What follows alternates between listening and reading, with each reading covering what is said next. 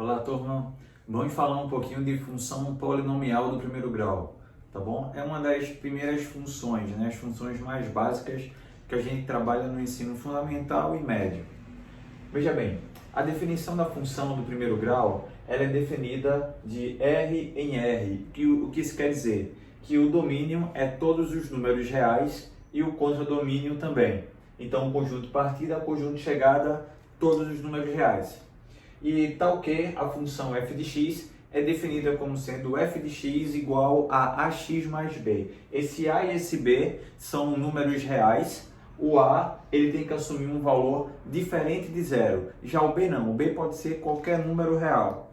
Por que o a tem que assumir um valor diferente de zero? Note que a nossa estrutura, para ela ser definida como sendo do primeiro grau, o termo cujo a variável x, né, tem expoente igual a 1, ele tem que existir, ele deve existir na nossa estrutura. E aqui, se o a for igual a zero, veja o que vai acontecer.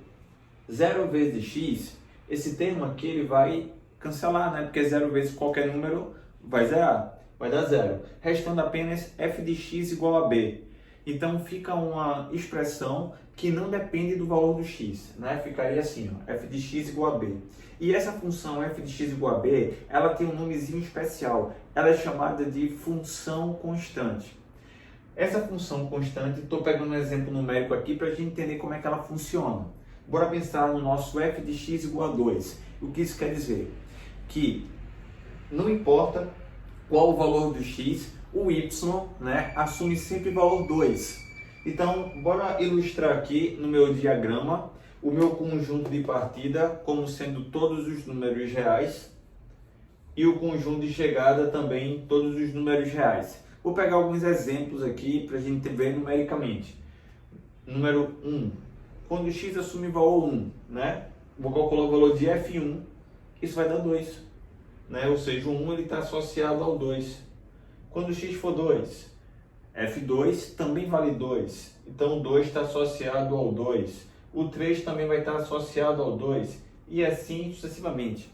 Ou seja, qualquer número real que a gente atribuir nessa função, como ela independe do valor do x, o valor que ela vai se relacionar, o y, vai ser sempre igual a 2. Né? Lembra que aqui tem outros valores, outros números reais aqui dentro, né? Mas todos esses valores convergem ao número 2. Em termos de plano cartesiano, o que vai acontecer é que a nossa reta será uma reta horizontal, paralela ao eixo x. Né? Não importa quem seja o valor que o x assuma, o valor do y vai ser sempre 2. Né? O valor do y será sempre 2. Não importa se esse x seja um número inteiro, decimal, né? Exato ou não, positivo ou negativo, o valor do y sempre será 2, então vai ser uma reta horizontal. Essa é a nossa estrutura da nossa função constante. Vamos estudar o caso em que o a é diferente de zero, que é a nossa função do primeiro grau. Se o a é diferente de zero, garante a existência desse termo daqui. O b pode ser zero, não tem problema, porque o termo do primeiro grau ele vai ficar garantido pelo fato do a não ser zero. Pronto, essa é a nossa estrutura da nossa função, que tem um nomezinho especial, chamada função afim.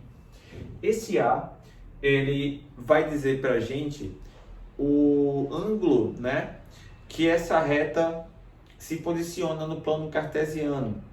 Ele é conhecido como coeficiente angular.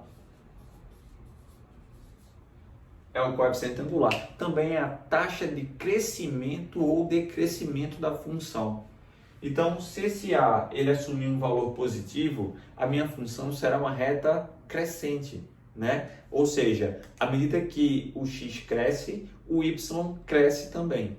Se esse a assumir um valor negativo, já o gráfico já seria o gráfico de uma função decrescente, né? Ou seja, uma reta que ela decresce. Quanto maior for o valor do x, menor será o valor do y. E o a igual a zero seria uma reta sem inclinação, né? Seria o caso da função constante que a gente acabou de citar agora há pouco. Então esse a ele vai falar para a gente sobre o coeficiente angular, né? A inclinação que a reta tem. O b ele é chamado de coeficiente linear. Coeficiente linear. E o B vai dizer para a gente aonde o gráfico intercepta o eixo das ordenadas, né? Que é o eixo Y, tá bom? Aonde ela corta o eixo Y é o valor que o B tem. Para você ter uma ideia aqui, rapidinho, bora aproveitar esse espaçozinho aqui que eu tenho e fazer a ilustração de duas funções. Vou pegar aqui uma função cujo A é positivo, seria o gráfico de uma reta crescente, algo desse tipo aqui, e uma outra com o A negativo, que é o gráfico de uma reta decrescente. A função do primeiro grau é representada por uma reta. Onde ela corta o eixo Y é justamente o valor que o B tem. No meu primeiro exemplo, né, no meu primeiro desenho, ele está assumindo um valor negativo para o B. E no segundo, ele estaria assumindo um valor positivo para o B, ok? Então, essa aí é o que vai garantir o crescimento e o decrescimento da função, é o valor que o A tem, e onde ele corta o eixo das ordenadas é o valor do B. Vamos ver agora dois conceitos que são gerais para todas as funções, né? Não apenas a função primeiro grau, que é a função que a gente está estudando nesse momento. É o conceito de raiz ou zero da função, e esse conceito é o seguinte: nada mais é do que o valor de x que pertence ao domínio da função, que faz com que a função se anule. Em outras palavras, é o valor de x do domínio que está relacionado ao zero. Então, aquele elemento que está se relacionando ao zero é chamado de raiz ou zero da função. No nosso exemplo, que é a nossa função do primeiro grau, cuja estrutura é f de x igual a x mais b, se eu quiser encontrar a função, ou melhor, a raiz dessa função, basta pegar a função e igualar a zero. Quando a gente pega essa função igual a zero, isso deixa de ser uma função e passa a ser uma equação do primeiro grau. E a gente resolve essa equação do primeiro grau descobrindo o valor do x, ou seja, encontrando o valor da raiz. Então, nesse caso, ficaria assim: ax igual a menos b, né, passando o b para o segundo membro, e aí o x vai dar menos b dividido por a. Isso aqui poderíamos usar como uma fórmula algébrica, pessoal. Apesar que eu acho extremamente desnecessário você gravar mais uma fórmula. O que importa é saber o conceito que é a essência da coisa. Então, se você pega a função igual ela a zero e resolve, beleza. Então, imagine que você esteja trabalhando com a função do segundo grau, e aí você quer encontrar a raiz dela. Pega essa função igual a zero, transforma em uma equação do segundo grau e vai resolver. Se for uma função exponencial, igual a zero e resolve a equação exponencial. Assim acontece com todas as outras funções, tá bom? Então, essa seria o nosso caso, a nossa formulazinha para encontrar a raiz, caso assim preferir, tá ok? Outro conceito geral é o conceito do estudo dos sinais de uma função. Então, estudar os sinais de uma função é a gente identificar dentro do domínio, né, ou seja, os valores de x, que torna a função positiva, negativa ou nula. Eu vou mostrar aqui um exemplo particular para a nossa função, que é a função do primeiro grau. Vimos que a função do primeiro grau, ela, quando assume um A positivo, ela é uma função crescente. Então, em termos de gráfico, eu poderia ilustrar aqui o eixo x, que é a nossa reta horizontal, e uma reta crescendo, cortando o eixo x no valor da raiz, né? Lembra que é o menos b sobre a? Pronto. Note que à direita desse valor, né? À direita desse valor, a função, né? Os pontos do gráfico estão acima do eixo x.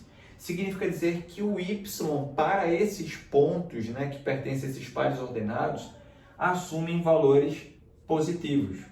Lembre que o y é a minha função, né? O nosso f de x.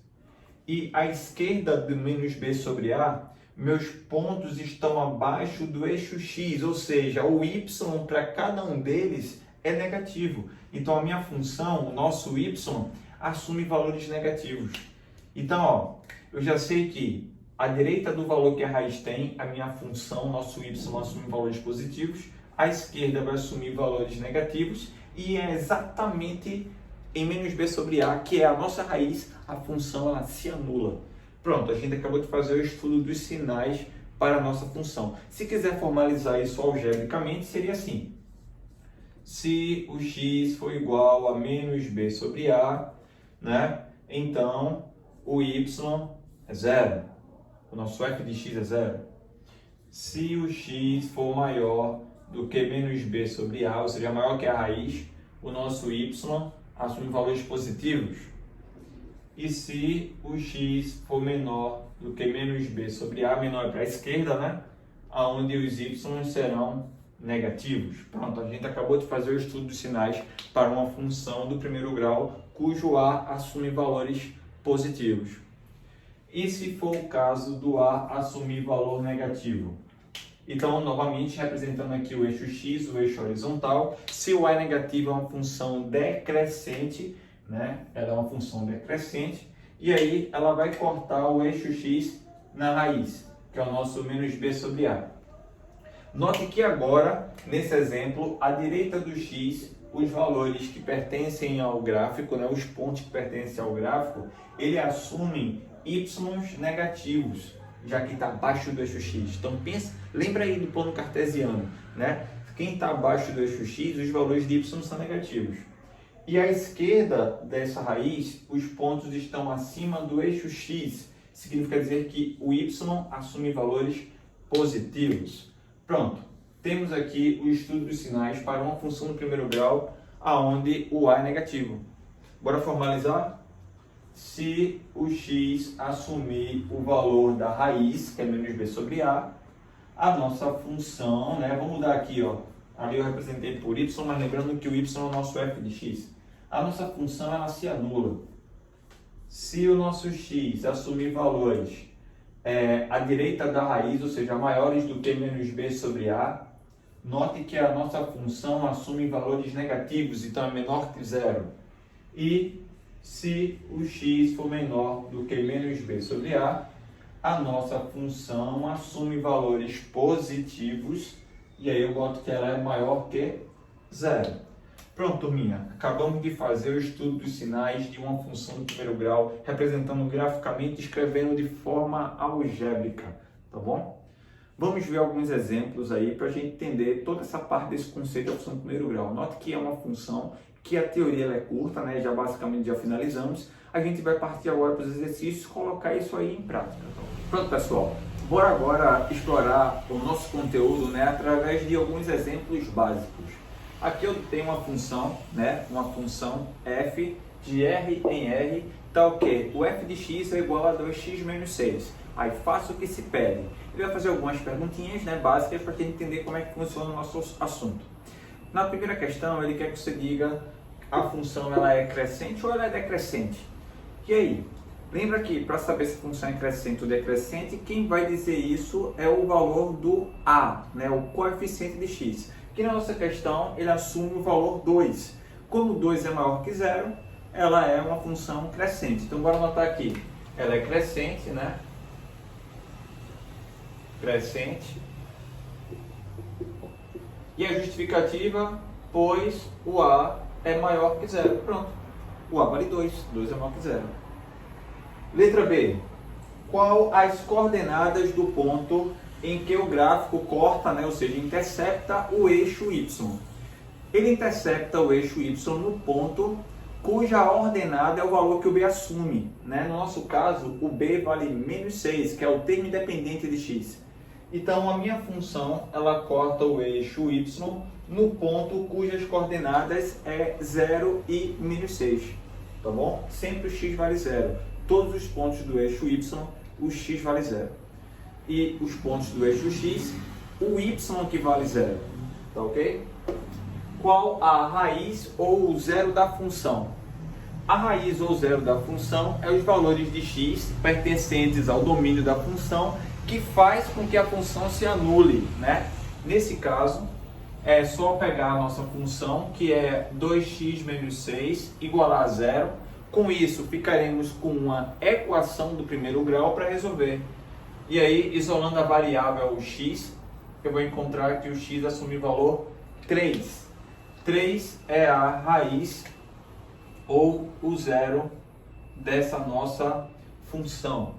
E aí ele pede, construa o gráfico. Ó, pessoal, já temos tudo que é necessário para a construção desse gráfico. Bora lá, bora fazer um esboço rápido aqui. Está aqui meu sistema de coordenadas, meu eixo X, meu eixo Y. Tá? Vou colocar o eixo X um pouquinho mais para cima aqui. Pronto. E aí eu tenho o seguinte. A minha função, vimos que ela era uma função crescente. Se ela é crescente, seria o desenho algo desse tipo aqui. Sabemos que ela corta o eixo Y no valor do B, que foi menos 6, né? E ela corta o eixo X na raiz, que é igual a 3. Aqui é só um esboço do gráfico. Então, por dois pontos distintos, a reta que passa por eles é única. Então, ó, é só tu traçar uma reta ligando esses dois pontos. Tá feito aqui o esboço do gráfico da tua função do primeiro grau crescente, no nosso exemplo. Ok, não é fácil? Encontrou onde corta o eixo X, que é a raiz, encontrou onde corta o eixo Y, que é o valor do B. Pronto, acabou de encontrar os pontos que são mais importantes no gráfico dessa função. Traça uma reta passando por esses dois pontos, finalizou. Tá? E aqui, faça o estudo dos sinais, né? Ora, já temos aqui o nosso rascunho, o nosso desenho, né? Lembra do nosso eixo X e que nossa reta é uma reta crescente que está cortando o eixo X exatamente no valor 3, que foi o valor da raiz. A direita do X assume valores positivos, a esquerda assume valores negativos. É só prestar atenção no posicionamento dos pontos que estão à direita e à esquerda desse gráfico e olhar para os valores, os sinais que o Y tem. Tá bom? E agora bora formalizar. Se o X for igual a 3, 3 é o valor da raiz, né? Então, o nosso f de x é igual a 0, porque 3 é o valor que zera a função. Se o x assumir valores maiores do que 3, ou seja, para a direita, né?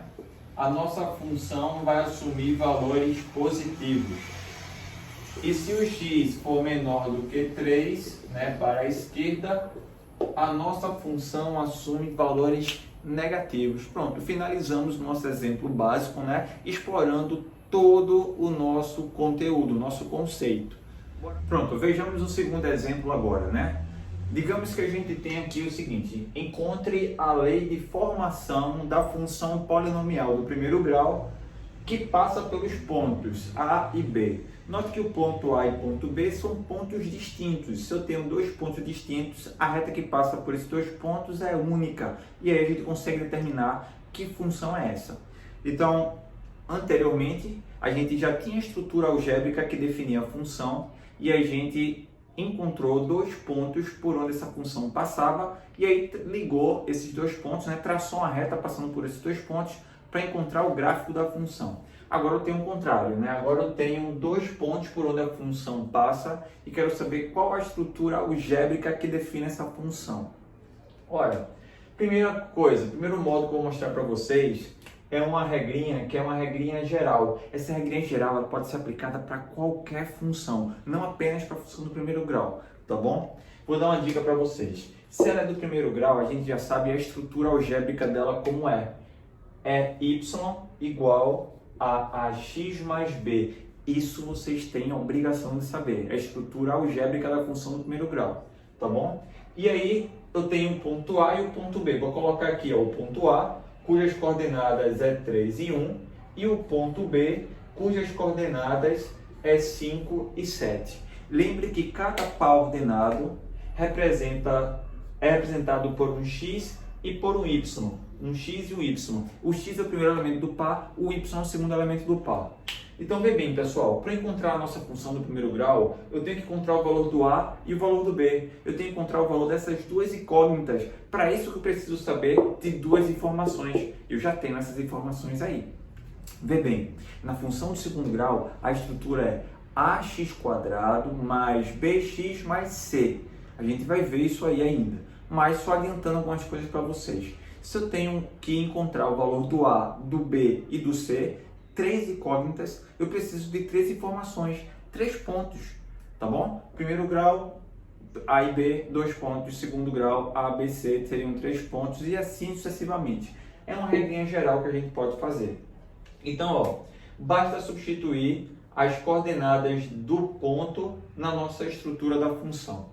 Substituindo o y por 1, temos 1 igual, e no lugar do x colocaremos o valor 3, vai ficar 3a, né? 3a mais b. No segundo ponto, o y vale 7, então vai ficar 7, né? 7 é igual, e o x vale 5, então vai ficar 5a, né? 5a mais b. Pronto, acabamos de montar um sistema de equações do primeiro grau.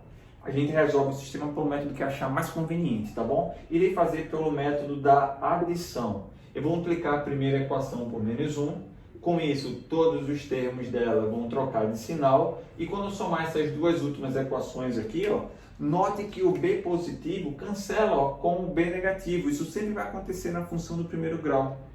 E aí, quando somar o 7 com o menos 1, vai dar 6. E quando somar 5a menos 3a, 2a. Passo 2 dividindo, encontro o valor desse a, assumindo o valor 3, tá? O a assumindo o valor 3. Resta achar o valor do b. Vai ver que legal. Como é um sistema, né, você pode atribuir esse valor do a que você encontrou em qualquer uma das equações iniciais. Eu vou substituir na primeira, tá bom? Só para ter mais espaço aqui na resolução. Vai ficar assim, 1 igual a 3 vezes o valor do a. 3 vezes 3, 9, mais o valor do b. Vou passar o 9 para o primeiro membro, vai ficar menos 8. Então, o b vai dar menos 8. Acabei de encontrar o valor do b. Se eu conheço o a e conheço o b, conheço a minha função.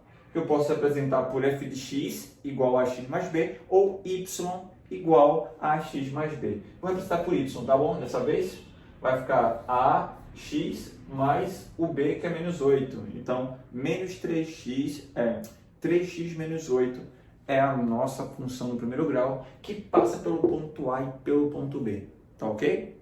Bora fazer o seguinte, bora pegar esse texto e reformular ele, né? Escrever ele de maneira diferente, porque esse é algo que poderia vir cobrando para vocês nos exercícios, no concurso.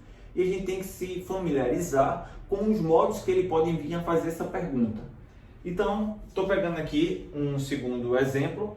Determina a função do tipo f de x igual a x mais b, ou seja, a nossa funçãozinha lá do primeiro grau, logicamente vai depender do valor que esse a tem, né?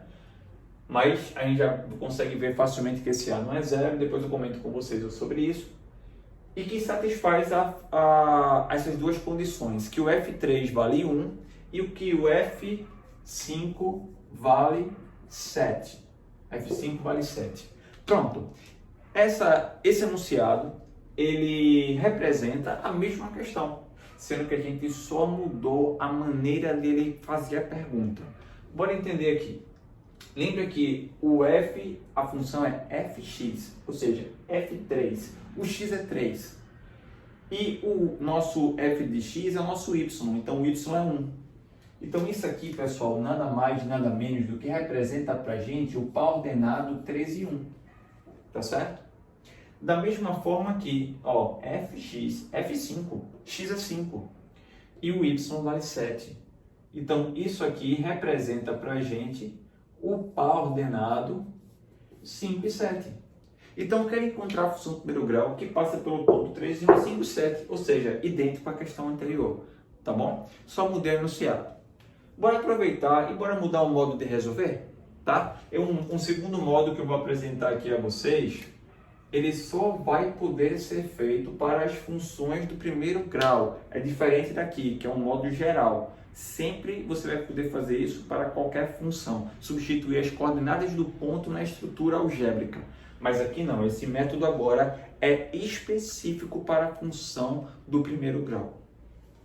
Então, bora lá. Esse método ele é muito usado em física, né? Naquele assunto escalas termométricas. E aí a gente pode montar aqui uma tabelinha. Para quem lembra aí, tem aqui a nossa tabelinha, a nossa escala x, a nossa escala y. E aí eu vou relacionar. Eu sei que quando o x assume o valor 3, o y está assumindo o valor 1. Quando o x assume o valor 5, o y está assumindo o valor 7. Eu quero encontrar qual a relação que o x tem com o y. Tá bom? Para quem lembra das escalas termométricas, a gente monta uma estrutura familiar essa daqui. Porque lá aquelas funções, né, Celsius, Kelvin, Fahrenheit, são funções que têm comportamento de funções do primeiro grau, quando a gente compara uma com a outra. E aí, ó, se a gente também for querer relacionar o nosso assunto, aqui eu tenho o nosso conjunto de partida, o nosso domínio, e lá é o conjunto de chegada, é o contradomínio. E aqui tá as flechas, né, que relacionam os elementos ao outro, né? Então, para a gente pensar de forma matemática, o que a gente tem que fazer aqui?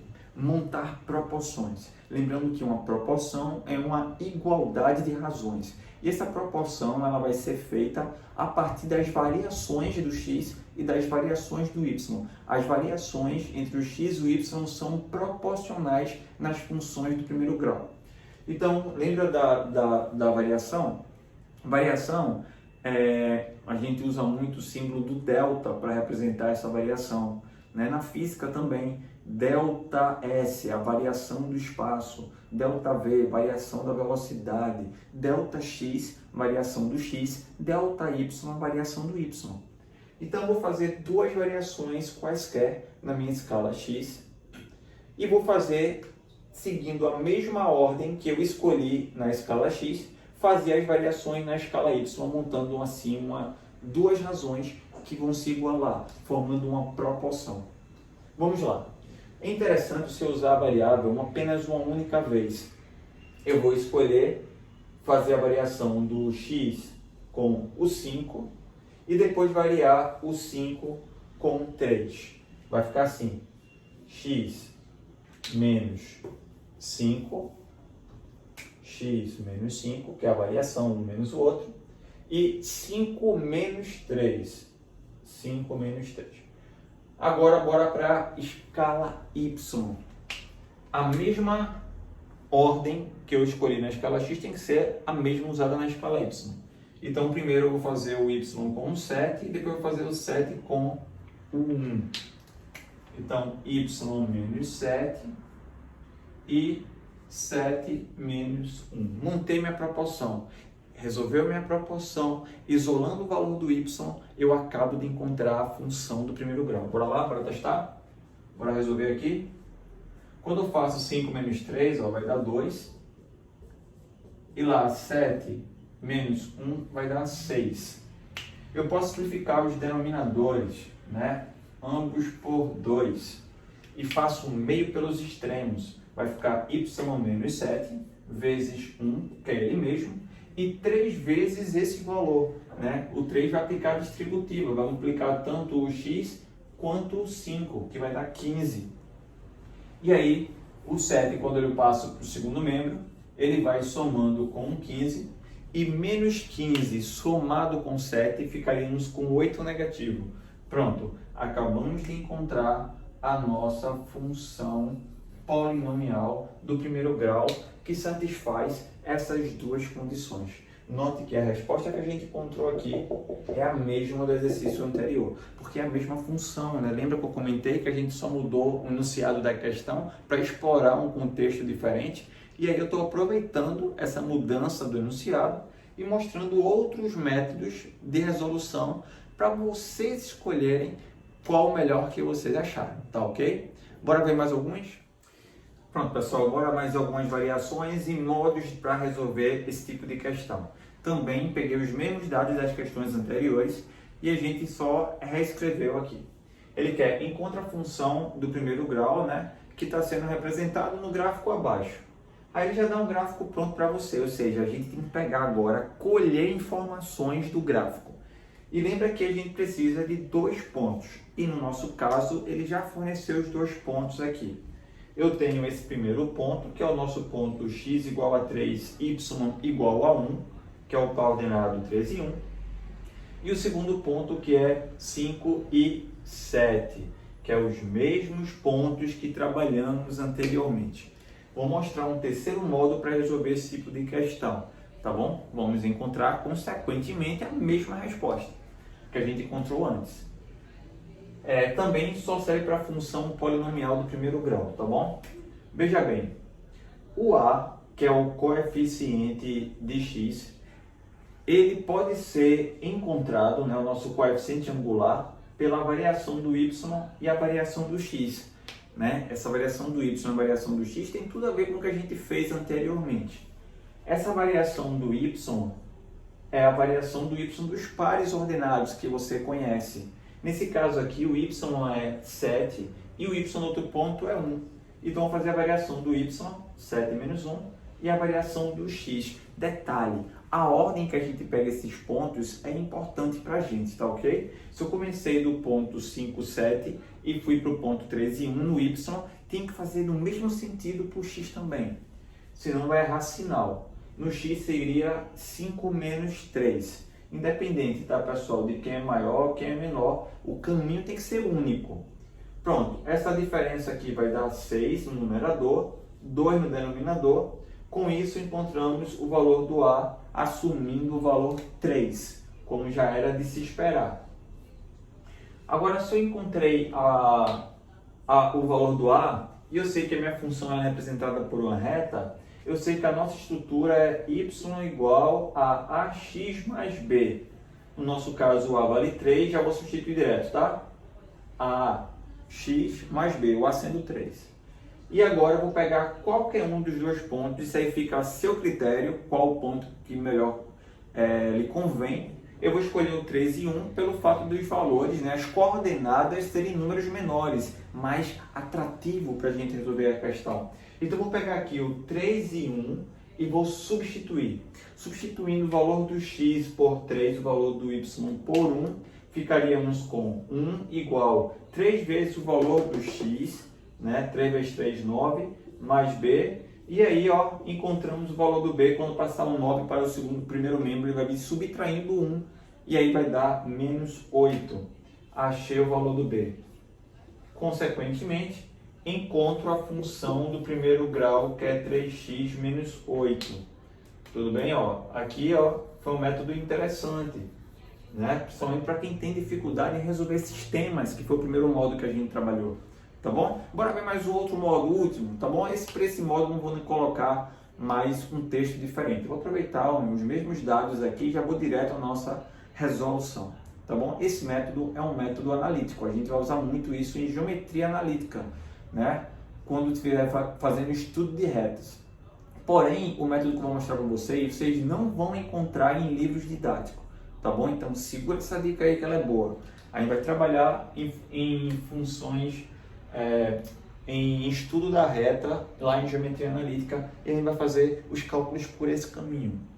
Você vai fazer o seguinte, vai pegar as coordenadas de um ponto qualquer, por onde a função passa, estou dando aqui um ponto de coordenadas x, y, e os dois pontos que você sabe por onde o gráfico passou, que é 3 e 1 e 5 e 7. Lembrando que esse modo ele serve apenas para a função do primeiro grau, tá bom? Aí você vai colocar as coordenadas dos pontos um abaixo do outro e vai repetir o primeiro ponto que você listou. Como comecei essa listagem com x e y, termino com x e y. Se eu tivesse começado com 3 e 1, terminaria com 3 e 1. A ordem não influencia em nada que você coloque esses pontos, tá ok? Fica também ao seu critério.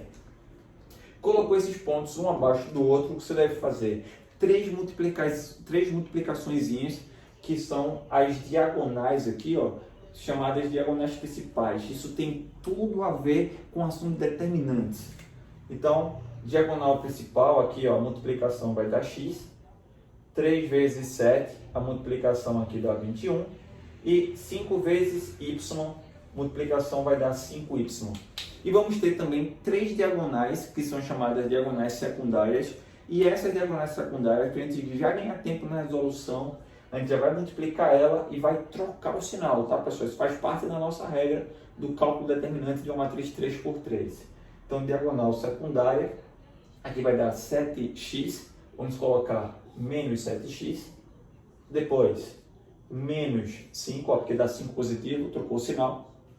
E o 3y vai ficar menos 3y. Pronto. Multipliquei as diagonais principais, multipliquei as diagonais secundárias, trocando de sinal.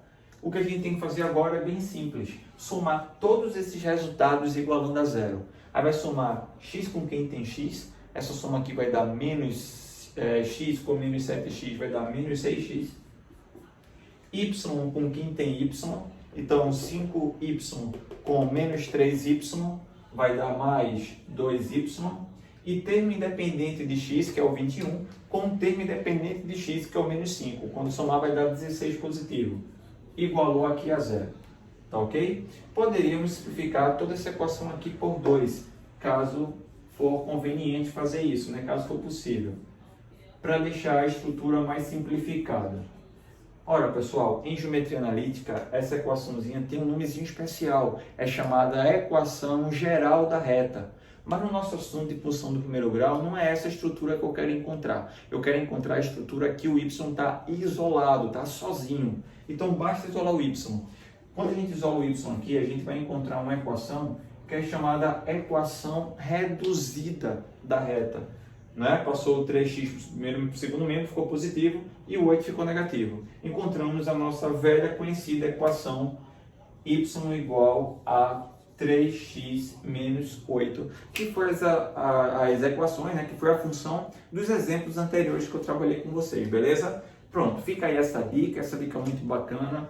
Pessoal, não tem o melhor método, tá? Não tem o pior, tudo depende dos valores que está sendo trabalhado nos exercícios, tudo depende da sua afinidade, então basta você treinar. É interessante você ter essas opções, porque aí você faz com aquela que você mais se identifica. Pronto, turma. Bora pegar agora alguns exemplos da apostila, tá? Na página 106, você pode abrir lá. As 3 primeiras questões a gente vai resolver agora. São as questões que estão dentro do conteúdo da parte básica. Vou iniciar pela questão 2. Questão 2, ele diz o seguinte. Ele pega e diz que se f de x é igual a 3x mais 2, né? Determine o valor de x que faz com que o f de x seja igual a 5. Ora, é bem simples. Se a gente tem o f de x igual a 5 e eu tenho a nossa estrutura que f de x é igual a 3x mais 2, para encontrar o valor de x que faz com que o f de x seja 5, basta substituir na nossa estrutura o f de x por 5. Feito isso, a gente acaba de encontrar aqui uma equação do primeiro grau. E para resolver essa equação do primeiro grau, basta isolar a variável x. O 2 ele passa para o primeiro membro, ele vem subtraindo, vai dar 3. Então 3 igual a 3x. E esse 3 que está multiplicando o x, ele vai passar dividindo. E aí eu vou encontrar que o valor do x é igual a 1. Pronto, finalizamos a questão 2 do nosso material. Bora pegar agora a terceira questão.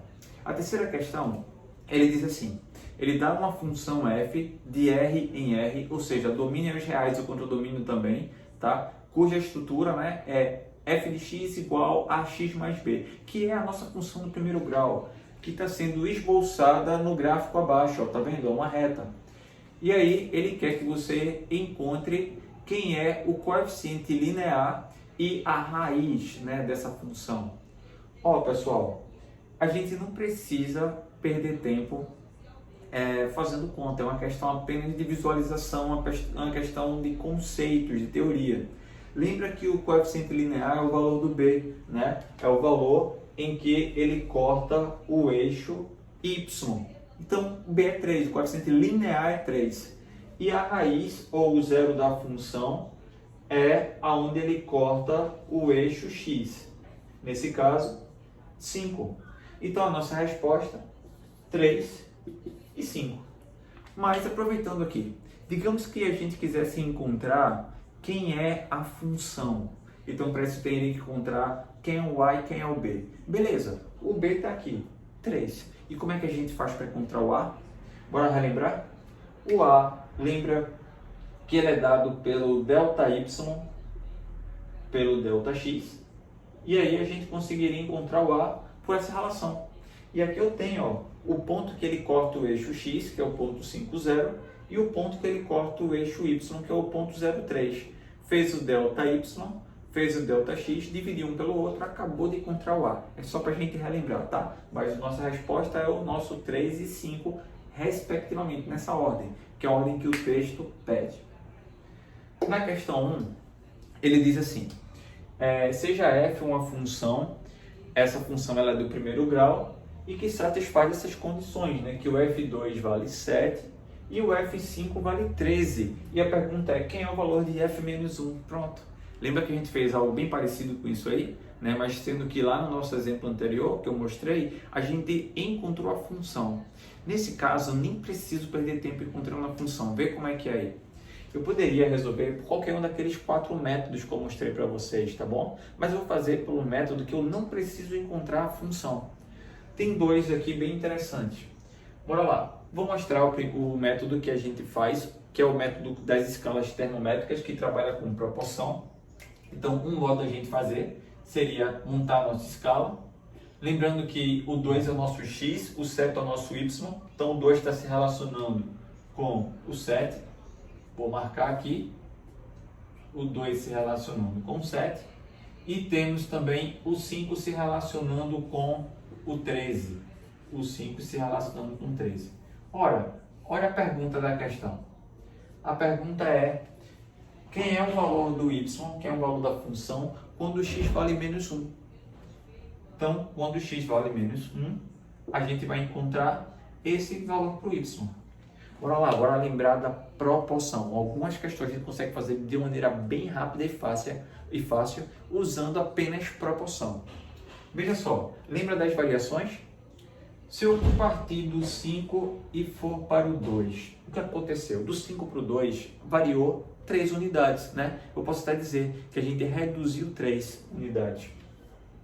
E aqui, ó, do 13 para o 7, houve uma redução de 6. Então, enquanto aqui eu reduzi 3, lá eu reduzi 6. Ou seja, pessoal, foi o dobro. Tudo que eu fizer na escala x, na escala y, será o dobro. Essa é a minha proporcionalidade. Isso que faz com que a gente resolva essa questão de maneira bem rápida. Bora lá. Daqui eu estou indo do 2 para o menos 1. Do 2 para o menos 1, eu também desci 3 casas, né? Também reduzi 3. Ora, se eu reduzir 3, lá é o dobro. Vai ser 6 que vai reduzir também. E aí, ó, se eu pegar 7 e retirar 6, eu encontro o valor do y. O y, 7 menos 6, é 1. Pronto, acabamos de encontrar o valor de f menos 1, né? Ou seja, f menos 1 vale 1, que é o nosso y que a gente encontrou. Bora ver outro modo que a gente poderia fazer? Um modo diferente que a gente poderia resolver? Lembra daquele modo do determinante? Podemos fazer também. E aí, ó, o que tem de legal, não precisa encontrar a função também.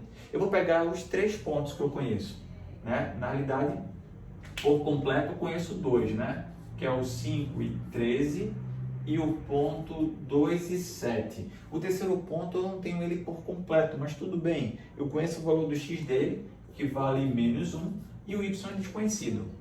Lembra que por esse método aqui eu comentei para vocês que a gente lista os pontos um abaixo do outro e repete o primeiro que você escolheu. Se eu comecei com 5 e 13, eu termino com 5 e 13. Pronto.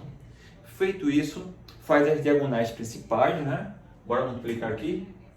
5 vezes 7, 35. 2 vezes y, 2y. E menos 1 vezes 13, menos 13. Bora partir para a secundária. Lembra que a secundária a gente muda o sinal da operação? A multiplicação vai dar 5y, ou seja, trocando o sinal, menos 5y. Essa outra secundária, ó, se multiplicar dá menos 7.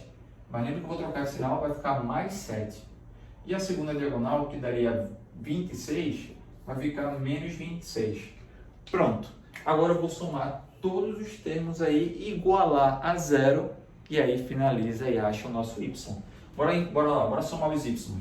Menos 5y com 2y, menos 3y. Tá bom? E agora o resto é tudo termo independente. Eu vou somar logo os positivos, ó. 7 com 35, aqui vai dar 42. Então vou botar aqui 42. e vou pegar os negativos, que seria menos 26 com menos 13, que daria menos 39, né? Menos 39, igual a zero. Pronto.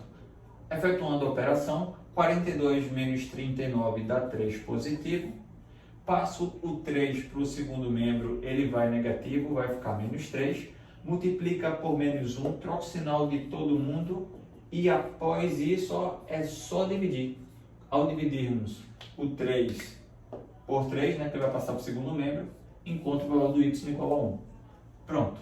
Note que a gente encontrou a nossa solução sem precisar encontrar a função. Essa é a sacada, tá bom? Então esses métodos aqui são bem eficientes, bem interessantes quando você começa a praticar, ganha tempo na hora dos cálculos. E note que por esse caminho aqui, né, aí por proporção, até mentalmente a gente consegue encontrar, em alguns casos, que os valores são bem fáceis de trabalhar, como foi aqui, ó. Diminuiu 3, lá diminuiu 6. Se eu diminuir mais 3, né, lá diminuir 6 novamente. E aí, ó, fechou. Pronto, turma, bora partir agora para algumas questões extras, né? Onde envolve contextualizações. A gente vai começar a aplicar, ter uma aplicabilidade do nosso conteúdo. Eu vou iniciar aqui pela questão 5 da apostila, da página 107. E nessa questão, o enunciado diz o seguinte. Ele diz que o salário de uma funcionária, né, é uma função afim do total de suas vendas. Função afim é aquela função do primeiro grau, né? O nosso f de x igual a x mais b. É uma função afim do total de suas vendas. E ele pega e diz o seguinte, vou resolver pelo método da escala inicialmente, tá? Aí ele diz assim, quando o salário dessa funcionária, né, ou melhor, quando ela vende R$ 1.200, o seu salário é de 300. Quando ela vende R$ 1.800, o seu salário é de 360. Pergunta, quantas centenas de reais ela tem que vender para que o seu salário seja de 500, tá bom? Bora lá, bora trabalhar com a proporção, bora ver como é que fica rápido com a proporção. Se fôssemos usar a proporção, observa aqui, de 1.200 para 1.800, houve um crescimento, né, de 600. Houve um crescimento de 600. Enquanto de 300 para 60, houve um crescimento de 60, né? De 300 para 360, houve um crescimento de 60. Observe que a variação aqui foi de 60 e lá na outra escala foi de 600. Ou seja, foi 10 vezes mais. Proporção boa de se trabalhar. Então, tudo que eu fizer numa escala, na outra vai ser 10 vezes maior. Então, ó, se eu partir de 300 e for para 500, significa dizer que aumentei 200.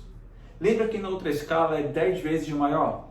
Se é 10 vezes maior, vai ser 2.000, vai ser 2.000. Então, quando eu partindo do 1.200, né, que foi o valor que eu parti aqui embaixo, não foi de 300? De 300 para 500, então aqui tem que ser de 1.200 para o nosso x. Então, de 1.200 para o nosso x, houve um aumento de 2.000.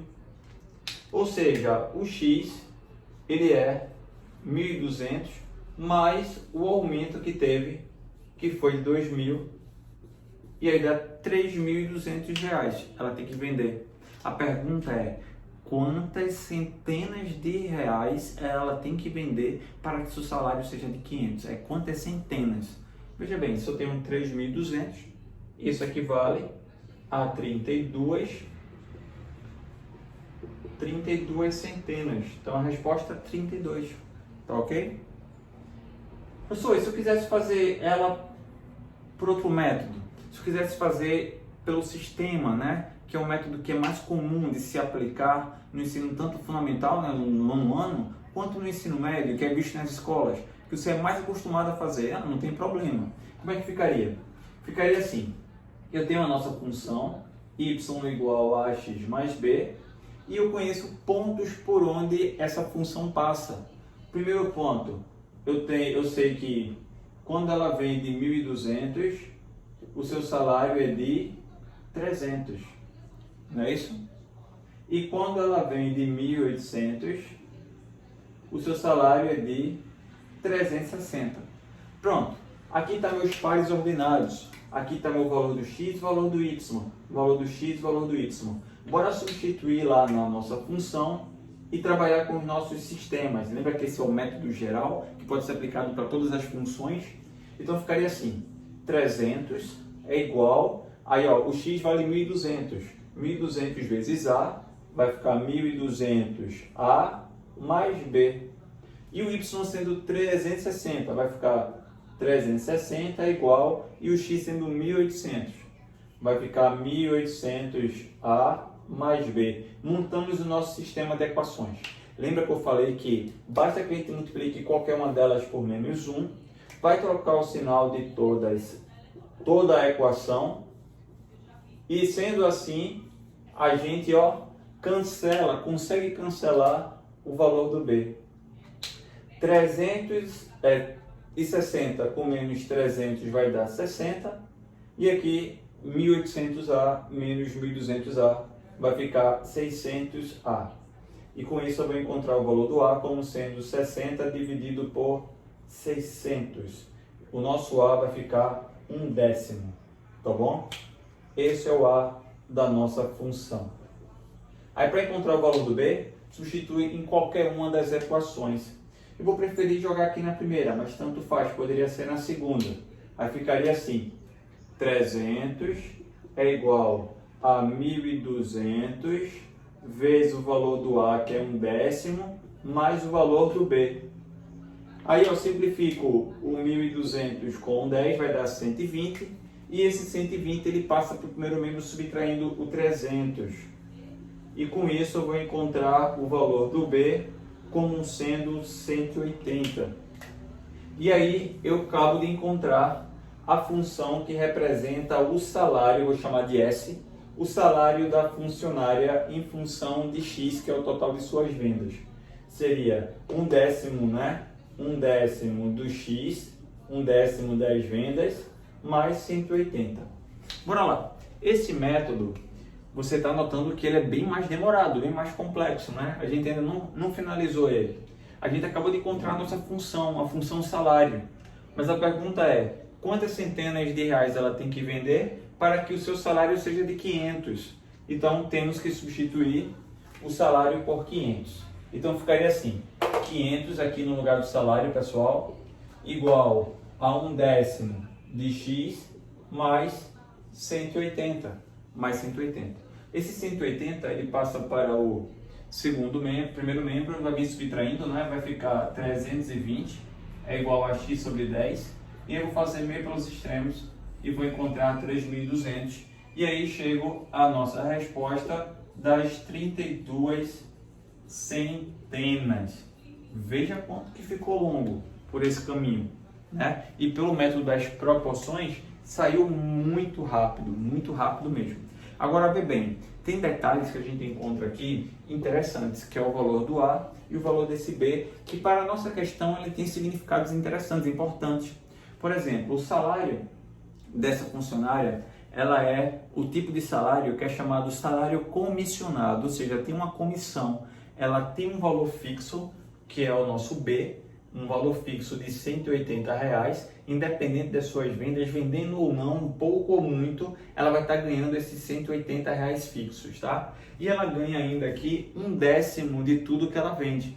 Ou seja, esse 1/10 a gente poderia pensar em escrever ele assim, ó. Se eu multiplico por 10 o numerador e o denominador, vai ficar 10 centésimos. Em outras palavras, 10%. 10%. Então ela ganha 10% de tudo que ela vende, mais R$180 fixo. Então 10% é a comissão dessa funcionária. Então fica aí a dica, né? É a taxa de crescimento salarial dela, é de 10%. Pronto, turma, partimos para a nossa última questão na nossa aula. Peguei também uma questão extra da página 107, a questão número 4, também uma questão contextualizada. A questão, ela diz o seguinte: ele fala que uma empresa B, que eu vou chamar aqui FB, ela tem hoje um saldo devedor de 300 mil, tá bom? E uma outra empresa, uma empresa C, ele tem hoje um saldo devedor de 250 mil. Diz que o saldo devedor da empresa B, ele diminui 6 mil por mês, ou seja, o valor da parcela. Então, se ele diminui, ó, esse saldo ele vai diminuir 6 mil por mês. Enquanto da empresa C, ela diminui 2.500 por mês. Pergunta é, a partir de quantos meses, né, contados de hoje, o saldo devedor de B passará a ser menor que o saldo devedor da empresa C? Olha, veja bem, inicialmente o saldo de B é maior, ele está devendo mais, está devendo 300 mil, enquanto o C vende 250 mil, deve 250 mil. Mas esse saldo ele vai diminuindo 6 mil por mês e o outro vai diminuindo 250, ou melhor, 2.500 por mês. Note que a dívida do B ela está sendo paga em uma parcela cujo valor é maior. Logo, esse resultado, né, desses 300, a dívida ele vai diminuir mais bruscamente do que a outra. Bora representar essas duas funções graficamente no mesmo plano cartesiano. Para resolver essa questão, não precisamos fazer isso, tá? É só para ajudar vocês a relembrar a construção do gráfico e a gente poder visualizar melhor o que está acontecendo.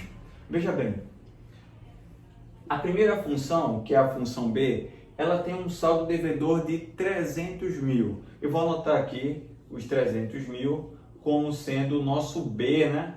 O B da função, onde ela corta o eixo Y. E esse saldo devedor, ele vai diminuindo 6 mil por mês. É uma função decrescente, o Y negativo.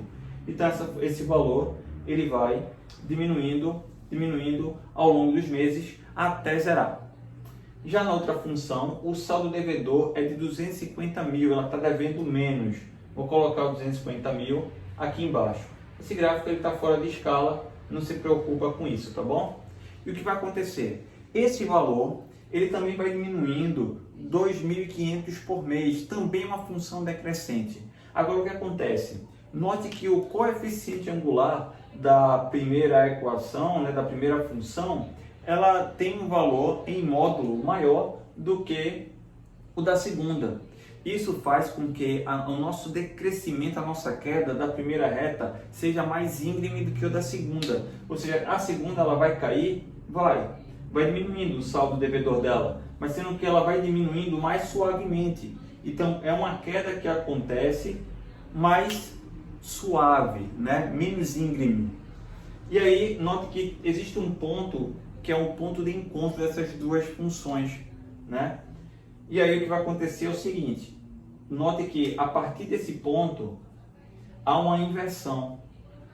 Esse primeiro gráfico aqui é o gráfico para a função B e a segunda é para o gráfico da função C. Note que antes desse ponto o gráfico do B está abaixo do gráfico, o gráfico do C está abaixo do gráfico do B. O B está em cima, o C está embaixo. Isso significa dizer que o saldo devedor de C é menor. Mas quando passa desse ponto, que é o ponto que eles se cruzam, o gráfico do C está acima do gráfico do B. Houve uma inversão.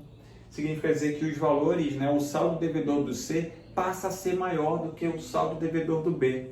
E é justamente nesse momento que ele pergunta na questão, né? Em que momento, né, em quantos meses contados a partir de hoje, o saldo do B passa a ser menor. Então, para tu resolver esse problema é bem simples, tu já tem as duas funções montadas aqui, é só a gente comparar. Dizer que o saldo devedor do B é menor do que o do C. A gente vai montar uma inequação do primeiro grau. Substituindo as duas funções que eu tenho, ó, 300 mil menos 6.000x menor que 250 mil menos 2.500x.